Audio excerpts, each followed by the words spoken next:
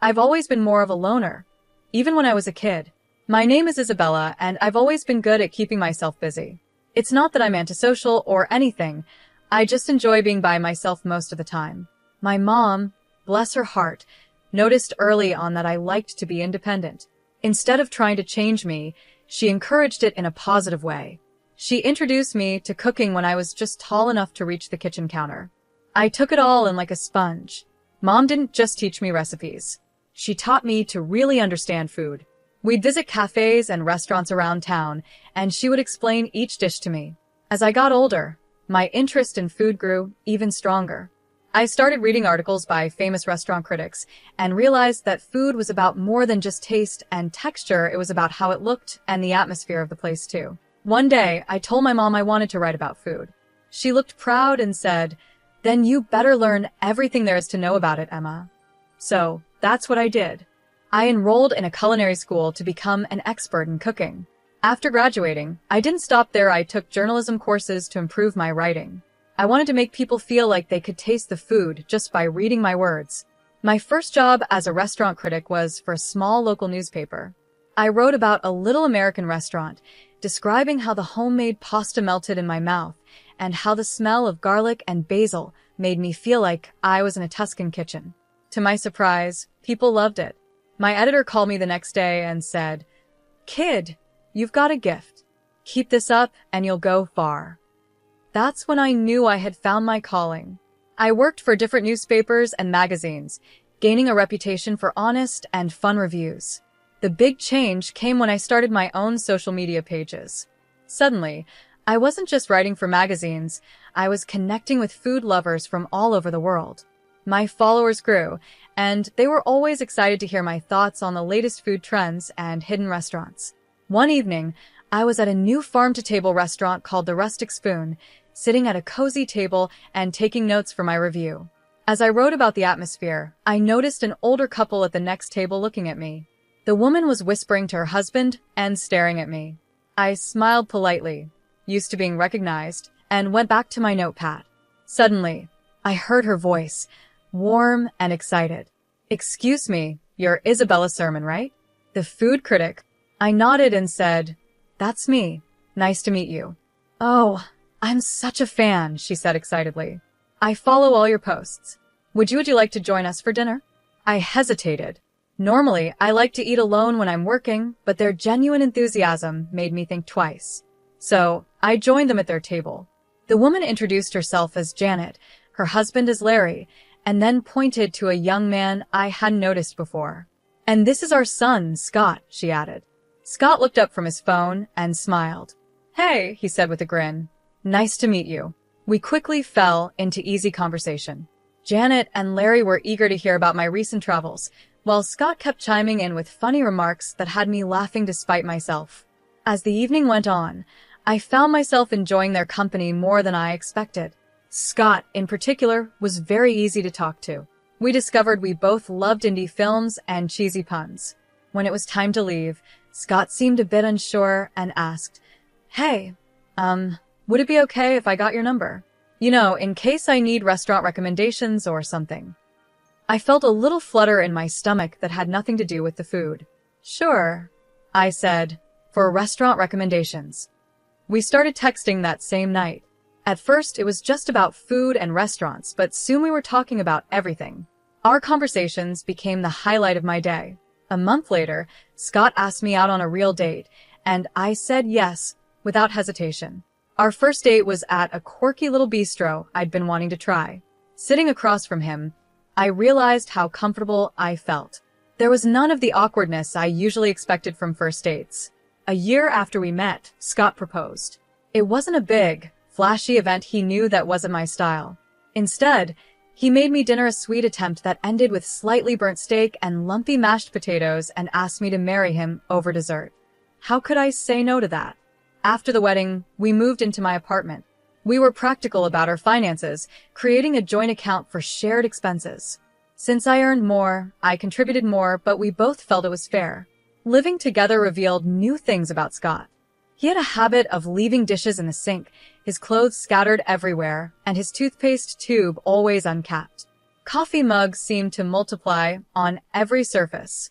I bit my tongue, reminding myself that I wasn't perfect either. It's just an adjustment period, I told myself. We'll find our rhythm. And slowly we did. Scott started making more of an effort to clean up, and I learned to relax my standards a bit. It wasn't perfect, but it was ours. 5 months later, it was time for our first vacation together. Standing in the airport with our luggage, I felt a wave of excitement. I turned to Scott, ready to share my joy, but noticed his eyes were fixed on something behind me. I turned around and saw Janet and Larry walking toward us with big smiles. They only had small carry-on bags, like they were going on a short trip instead of a week-long vacation. Surprise, Janet said, hugging Scott. We couldn't let you 3 lovebirds have all the fun, could we? My heart sank. This wasn't part of the plan. I looked at Scott, hoping he would explain, but he avoided eye contact. It's kind of a family tradition, he muttered. We always vacation together. I forced a smile, hiding my disappointment. How nice, I managed to say. But don't you need more luggage for a week-long trip? Larry waved it off. Oh, we'll just buy what we need when we get there. No sense in dragging heavy suitcases around, right? The first few days of the vacation were a blur. I focused on the positives.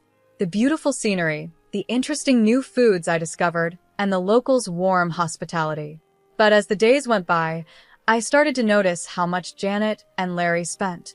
They shopped like there was no tomorrow, ate at the fanciest restaurants, and never seemed to worry about the bill.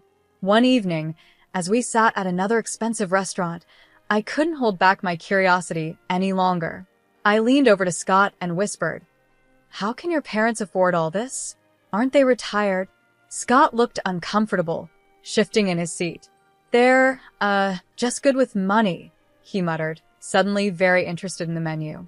I wanted to ask more, but at that moment, Janet began telling a story about her bridge club, putting an end to our conversation. As the vacation came to an end, I found myself eager to go home. The day after we returned, I decided to check our joint account, curious to see how much we had spent. When I logged in, my eyes went wide in shock. The balance was much lower than I expected. Alarmingly low. "Scott, can you come here for a minute?" I called, my voice tense. I turned the screen toward him. "Care to explain this?" Scott's face went pale as he looked at the numbers. "I might have used our account to cover some of Mom and Dad's expenses," Scott admitted quietly. I took a deep breath, trying to keep my anger under control. "Scott, that was our money and I contributed most of it. You should have talked to me first." I know, he said, reaching for my hand. "I'm sorry, Nancy. It won't happen again, I promise." A month went by, and things slowly got back to normal. Scott kept his word and didn't touch our joint account without discussing it with me first. I tried to let go of what happened during the vacation and focused on my work and our life together.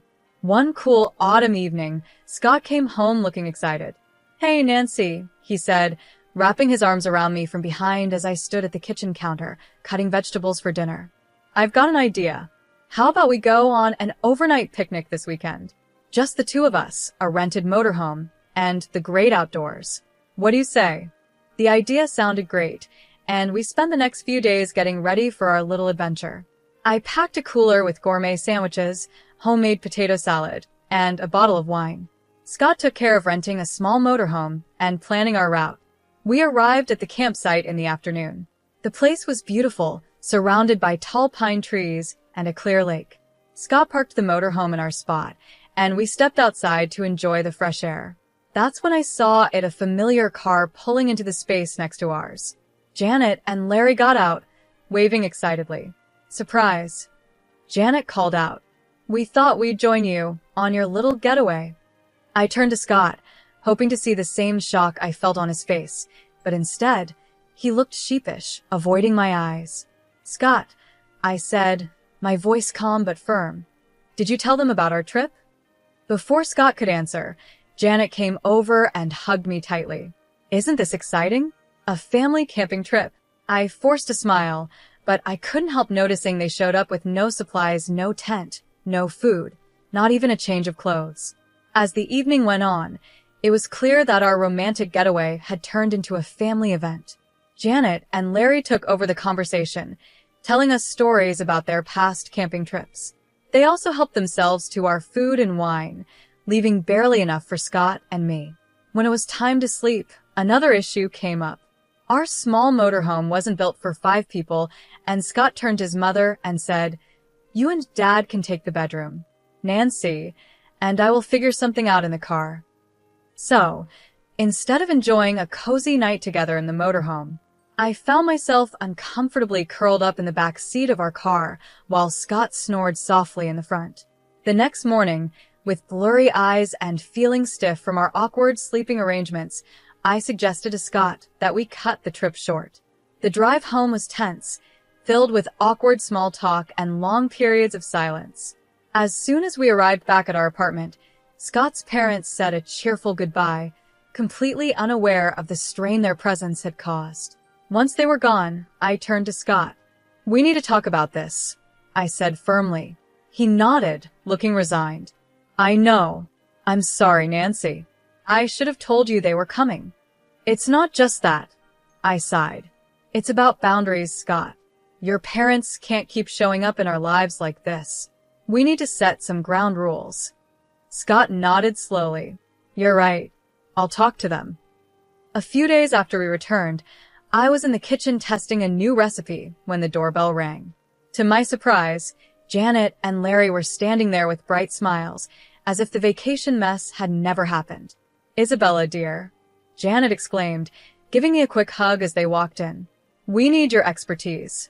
We were wondering if you could tell us which restaurants in the city have the most delicious food." I was caught off guard by the question. "Well," I said, "there are quite a few great places. The French bistro downtown, Chez Lilith, is fantastic, and Sakura Sushi and Thai cuisine on 3rd Avenue has some of the best sushi I've ever had." "Why do you ask?" Janet's eyes lit up with excitement. "Oh, we thought we'd keep an eye out for any open events at these restaurants, so we can go and eat for free." I turned to Scott, who had just walked into the room, hoping he would back me up. But he just shrugged and said, "Come on, Nancy, you've got to accept my parents as they are. No use trying to change them." I was speechless. This felt like crossing a line, didn't it? But before I could respond, Janet and Larry thanked me and left, happily chatting about their plans to get free meals. A few days later, I was preparing for a review of a new upscale American restaurant, Ban 8. As usual, I posted the details of my visit on social media, letting my followers know when and where they could expect my next review. That evening, I arrived at Ban 8, settled into my table with my notebook in hand, ready to experience and evaluate the menu. I had just opened the wine list when I heard a familiar voice. "Well, hello there." I looked up and saw Janet and Larry smiling as they sat down at my table without asking. My heart sank. Janet picked up a menu and announced loudly, "I'm Isabella's mother-in-law, We're here to enjoy the free meal with her." I felt my face heat up with embarrassment. "Janet," I whispered, "please keep your voice down. I'm here to work. You can't just show up like this." But Janet wasn't listening. She raised her voice even more. "Oh, don't be silly, dear. Everyone knows food critics eat for free. Why shouldn't your family enjoy the perks too? We have every right to be here." I could feel the eyes of other diners on us, and the head waiter was walking toward our table, looking concerned. This was getting out of control fast. "Janet, Larry," I said firmly but quietly, "this is your last warning. If you don't leave right now, I'll have no choice but to call security. You're interrupting my work and causing a scene." Janet's face twisted with anger. She stood up quickly, her chair scraping against the floor. "Well, I never," she shouted. "Is this how you treat family, Isabella?" As she grabbed her purse, she turned to me one last time, her voice full of disappointment. I think I made a big mistake. I'm the one who told Scott to marry you. I followed your Facebook page and thought, now there's a girl who could help us enjoy the finer things in life. I thought you'd take us to fancy restaurants for free, maybe even help us out a little. But I was wrong. If this is how you treat family, well, we're not interested in being part of yours anymore." With that, Janet stormed out of the restaurant. Larry following behind her. The silence that followed was deafening. My hands were shaking as I reached for my phone and dialed Scott's number. He answered on the third ring. "Scott," I said, my voice barely a whisper. "Is it true? Did your mother really push you to marry me because she thought I'd provide for them?" There was a long pause on the other end of the line. Finally, Scott sighed. "Yes," he admitted. "Mom saw your success and thought, well, you know how she is. She insisted you'd be perfect for us." It felt like the ground had disappeared beneath me. I hung up the phone and turned to the headwaiter, who had been standing nearby. "I'm really sorry for the disturbance," I said. "I won't be able to finish my review tonight. Please give my apologies to the chef." As I gathered my things, I pulled out my phone again and quickly typed a message to my followers, explaining that due to unexpected events, my review of Bar di Sante would be postponed. The drive home was a blur, my mind racing to make sense of everything that had happened. When I walked through the door of our apartment, Scott was waiting for me, his face full of worry. "Nancy," he began, but I held up my hand to stop him. "Why didn't you tell me?" I asked softly. "Was I just a way for your family to get what they wanted?" Scott's face fell, and he reached for my hand. This time, I didn't pull away. "No, Nancy, no." "Well, yes, it started with my mom's idea, but I fell in love with you. Not your job, not your connections, just you." I sank onto the couch, suddenly feeling drained. Scott sat next to me, his eyes full of hope. "I know I've made mistakes," he said quietly. "I should have set boundaries with my parents a long time ago.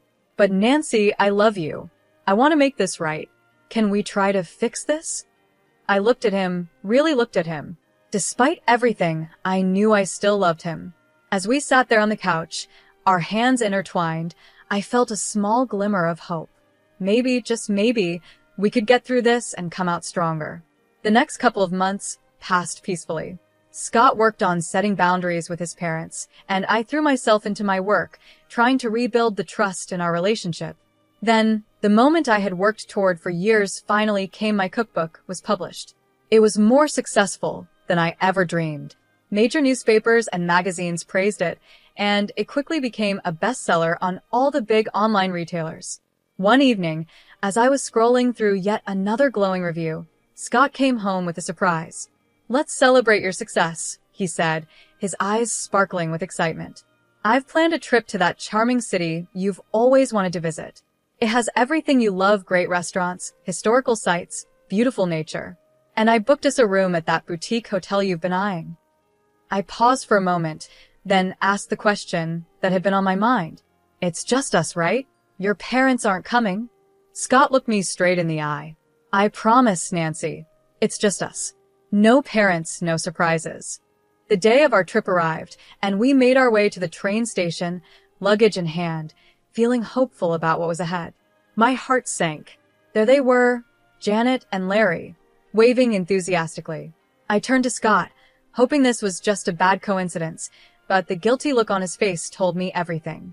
"I'm sorry," he mumbled, avoiding my eyes. "I could not invite them. Mom found out about the trip." In that moment, something inside me broke.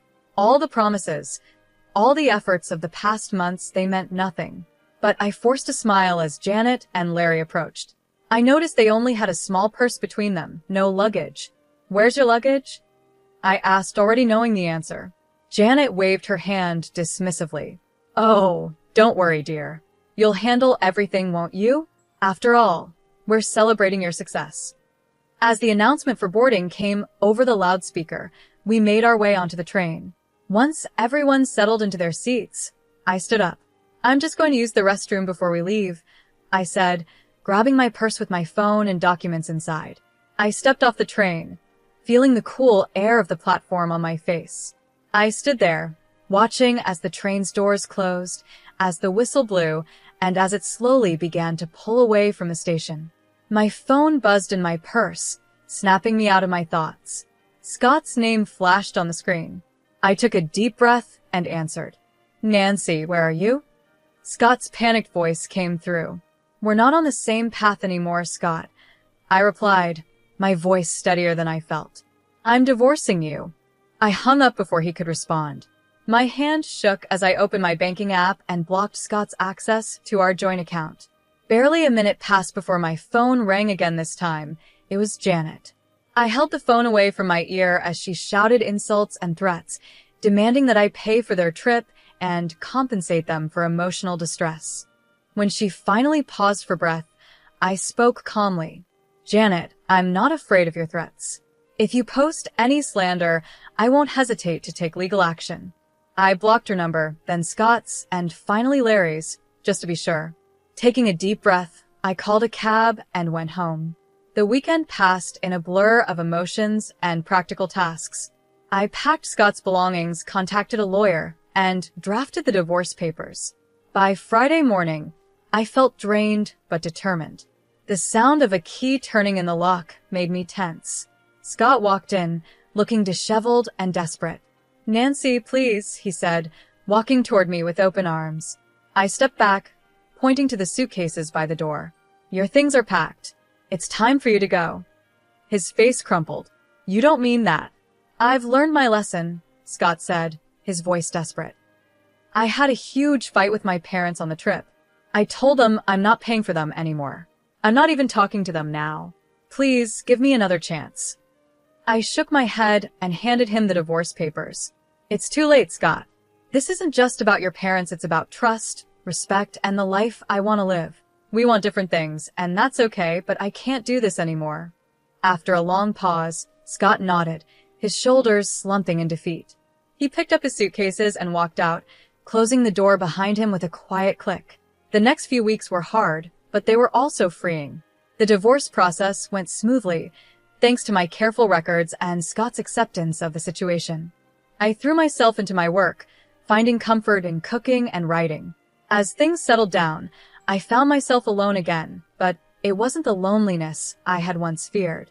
I started to enjoy the little things again, trying new recipes, spending peaceful evenings with a good book, and connecting with my followers without the pressure of anyone's expectations.